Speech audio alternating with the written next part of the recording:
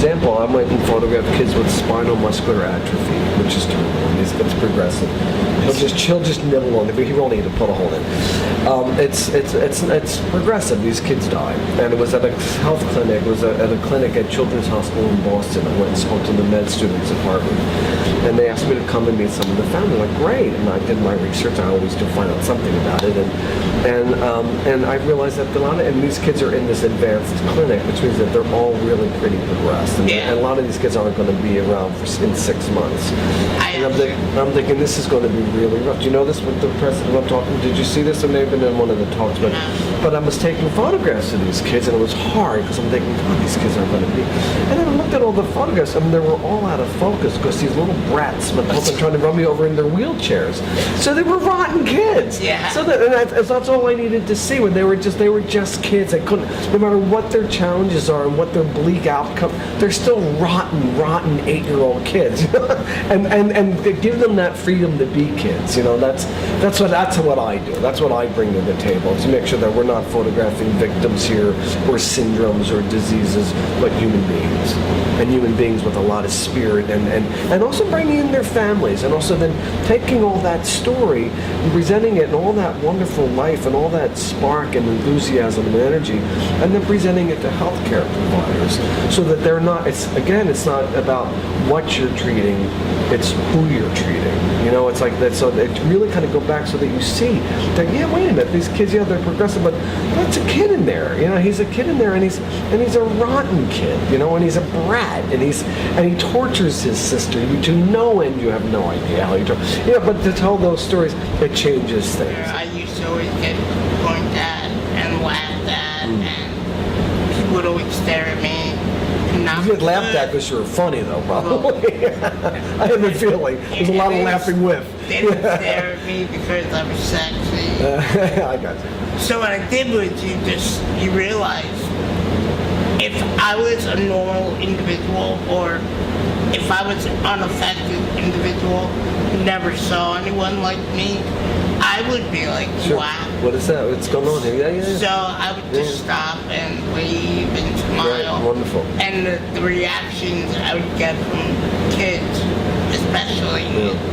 You're a game changer. You change their lives. You've given them that gift. You've given them the seed that they need to become better individuals. They're given that seed that they need to be more accepting and more. And the word, I hate the word tolerance. I just hate that word. But you give them the opportunity to be more accepting, and by accepting, it's also they've got the chance to look in the mirror, and there's a lot of self-acceptance going on too. Everything that positive exposure does, we base everything on that equation that self-acceptance equals self-esteem equals self-advocacy. It's giving the tools that not only kids and the families that are affected with a variety of differences, the tools they need to become self-advocates, but also to give the public at large also the same tools. So to see themselves, that you can look in the mirror and say, no matter who you are, look in the mirror and say, hey, this is okay, I'm good, I'm really good, I'm going to be, and every single kid needs to hear that. Yeah. Every single kid, no matter what the challenges are. But I find that people living with a variety of differences are great teachers. I've noticed with the anti-bullying speech I do, kids who are bullied, it's usually because they're bullying themselves. Sure. So or someone bullying them. Doesn't ever just come from nowhere. Yeah. It always comes from somewhere.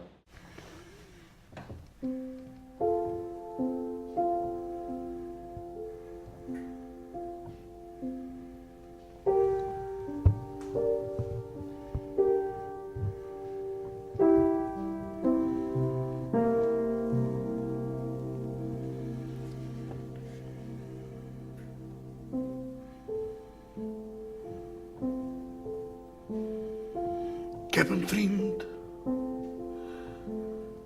met me lacht, met me speelt. Niet van mij verwacht en me nooit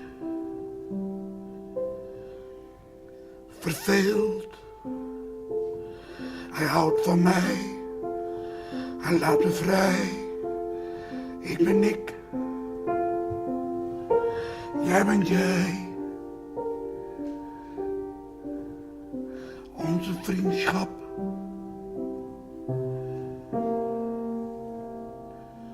gaat nooit voorbij.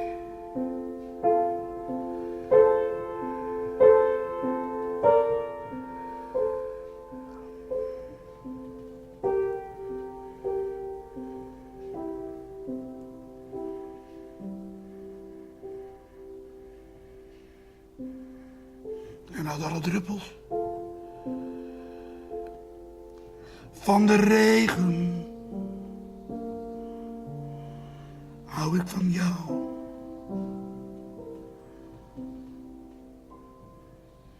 Zo genegen, houd van mij, laat me vrij. Ik ben ik, jij bent jij.